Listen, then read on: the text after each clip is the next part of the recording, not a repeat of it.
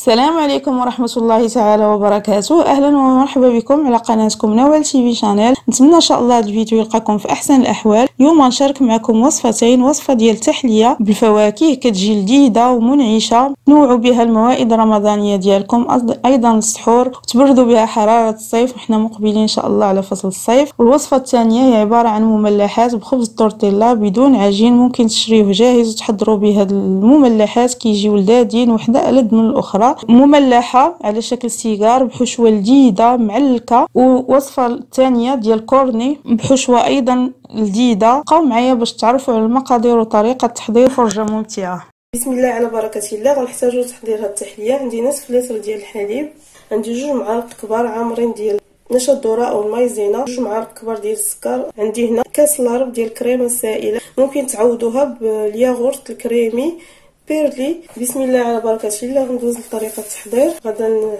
نخلط هاد السكر مع المايزينا مع الحليب حتى ينسجموا ليا هاد المكونات مزيان، ما يبقاوش حبيبات. من بعد ما عملت كاسرونه فوق النار مع التحريك المستمر، هاي شفتوا معايا بدات كتختار على هاد الشكل وبداو كيتكونوا فيها فقاعات كي شفتوا معايا.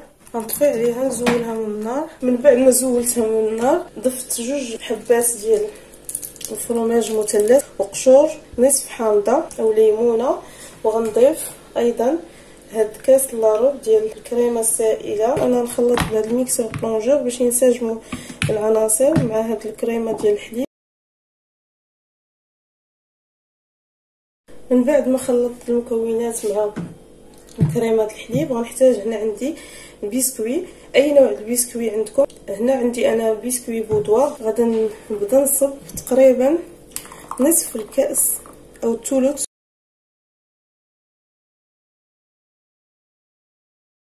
من بعد ما صبيت تقريبا ثلث الكاس عمرته، غندير طبقه ديال هاد البسكوي.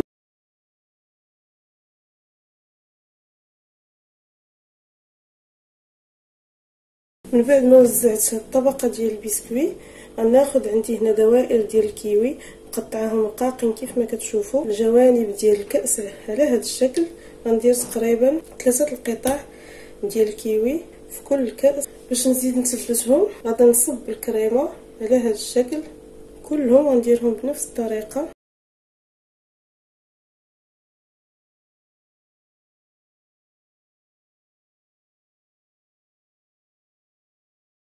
من بعد ما ملأت الكؤوس كاملين كيف ما كتشوفوا معايا، غنخليهم على جنب ياخذوا حراره المطبخ. عندي هنا 2 حبات ديال الكيوي اللي مقطعين مغسول صغارين بحال هكا، مع 3 الحبات ديال الفريز غير باش يكاسيو ليا الخضوره ديال الكيوي، مع عصير 2 برتقالات وعصير نصف حامضه باش ما يتبدلش اللون ديال الفواكه، مع معلقه كبيره ديال السكر. هذا الخليط غنصفيه، غنعزل الفواكه بوحديتهم. هذا العصير اللي صفيت من الفواكه غنضيف ليه معلقه كبيره ديال كريم باتيسيير بنكهه الليمون او الحامض. نخلطو مزيان. ليكم هاد العصير راه فيه السكر، الذوق نتوما على حسب، كيبقى السكر على حسب الذوق. نخلط حتى ما يبقاوش عندي حبيبات. غنعملو فوق النار حتى يختار ونزولو. ممكن عوض الكريم باتيسيير د الحامض تستعملوا بودره الكريم باتيسيير العاديه او المايزينا. من بعد ما عملتها فوق النار كي قلت لكم حتى اختارت عقادات كتولي على هذا الشكل. غناخذ الكؤوس ديالي. ممكن تكتفيو غير بهذه المرحله، ديروا تحليه غير بحال هكا، طبقه ديال الكريمه وطبقه ديال البسكويت، تذوقوا من الفوق اللي بغيتو. غنوزع هاد الفواكه. من بعد ما وزعت الفواكه على الكؤوس كامله، نحرك هاد الكريمه ديالي مزيان ونصبها بشويه بالتساوي فوق هاد الفواكه.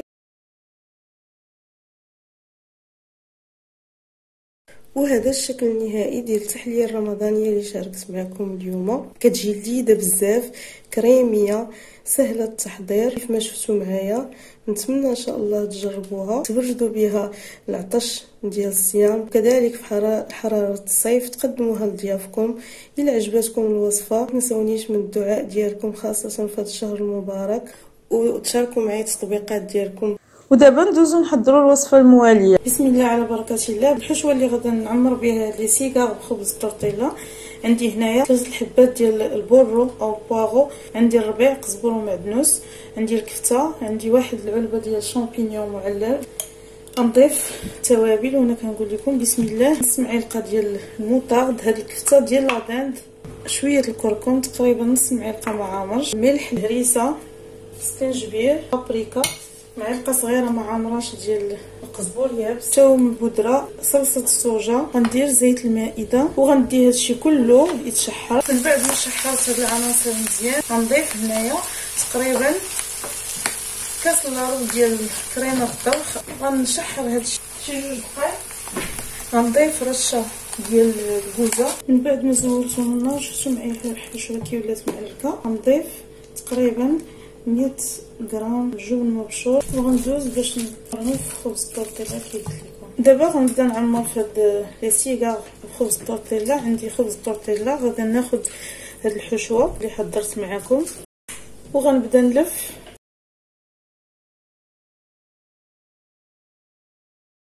عندي هنا البيض اللي مطربه مع شويه ديال الفلفل الحلو وشويه الزعتر وقبيصه الملحه.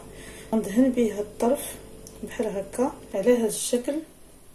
نزيدو هاد الجوانب نزيدو نتكيو عليهم يدخلوا. شفتوا ما كتهبط ما والو، هاد الحشوه معلكه داك الفرماج كيكوليها. وغنحطها بحال هكا في طاوه اللي مدهونه بالزيت ونكمل البقيه بحال هكا.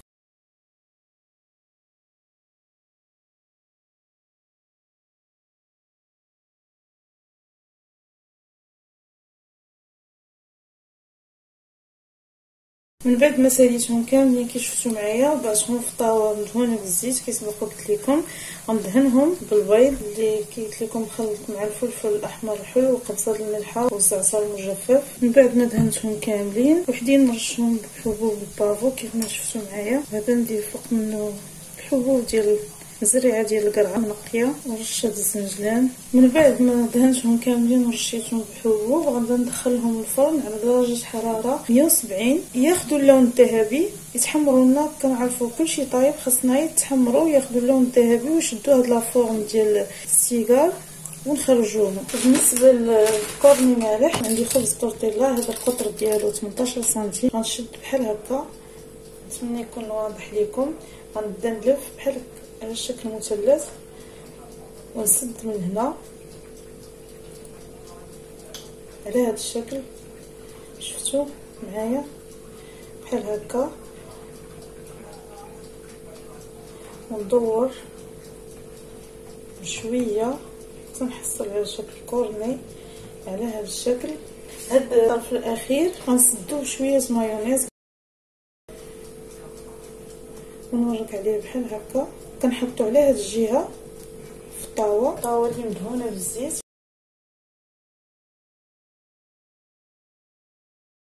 وغنستمر بحال هكا ندير العدد اللي بغيت ديال الكورنيات.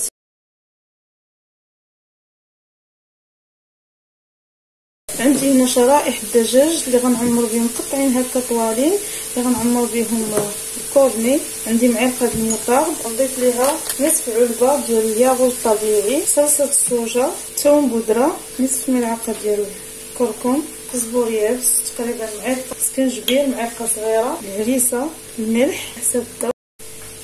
غنعمل رشه ديال الكوزه. اللي عنده التوابل ديال الشاورما ممكن يستعملها.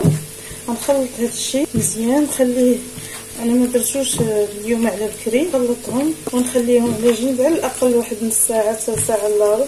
مع الدجاج اللي شرملت غنحتاج فلفل احمر، نص حبه ديال الفلفل الاحمر مقطعه شرائط طويله هكا رقيقه، قطعتها رقيقه باش تجي هي ديك الطياب مع الدجاج. محتاجش انني نشحر كل حاجه بوحديتها. الفلفل احمر اخضر وكذلك شرائح ديال البصل بحال هكا. غندوز نشحرهم كاملين.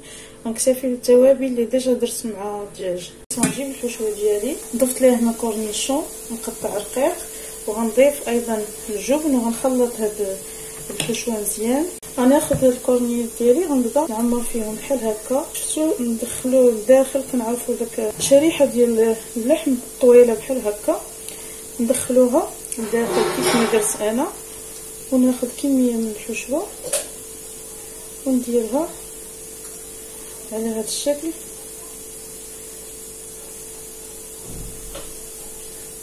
بحال هكا، ونحطها في الطاوه على الجهه اللي سادين. كيف يكون هذاك الداخل كنعرفو ما كتوصلش ليه الحشوه، داكشي علاش قطعت اللحم شرائح طويله بحال هكا.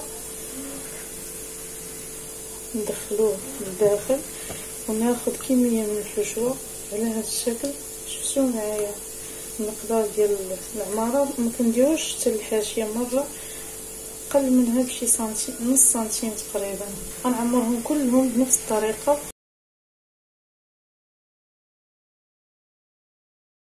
من بعد ما عمرتهم كاملين غندهنهم بخليط ديال البيض اللي دهنت به لي سيغار، وهذا الراس ديالهم نرش عليه الزنجلان بحال هكا. غندهنهم كلهم بالبيض ونرشهم بالزنجلان كيف ما شفتوا معايا، وندخلهم الفرن حتى هما غير يتحمروا ويشدوا لا فورم ديال الكورني، ياخذوا اللون الذهبي ونخرج. وهادو هما المملحات اللي شاركت معكم اليوم ديال خبز التورتيلا. هاد لي سيغار اللي بالكفته والشامبينيون والفرomاج كيجيو رائعين معلكين. شفتوا المنظر ديالهم كيجي مختلف، كيجيو مقرمشين، كيجيو محمرين، متميزين في الشكل ديالهم، سريعين التحضير كيف ما شفتوا معايا، ما كيطلبوش شي مجهود. خاص يكون عندنا خبز طورتيلا موجود في الدار او نشريوه جاهز، راه كيتباع جاهز. قدمتها على هذا الشكل كيف ما كتشوفوا معايا، مرافق الاوراق ديال الخس، طوماط سوريز. هنا هادو الكورنيات اللي درت معكم معمرين بصدر ديال الدجاج او دلاداند، قدمتهم على هذا الشكل. نتمنى ان شاء الله يعجبوكم الاقتراحين اللي اقترحت عليكم اليوم، الموائد الرمضانيه، الخريجات هكا الصيفيه او النزهات، الكوتي، العشاء خفيف والغدا كذلك، علاش لا. نتمنى يعجبوكم، وإلا عجبوكم ما تنسونيش بالدعاء، خاصه حنا في هذا الشهر المبارك، وبالتعاليق ديالكم اللي كيشجعوني. والى فيديو مقبل ان شاء الله. استودعكم الله الذي لا تضيع ودائعه.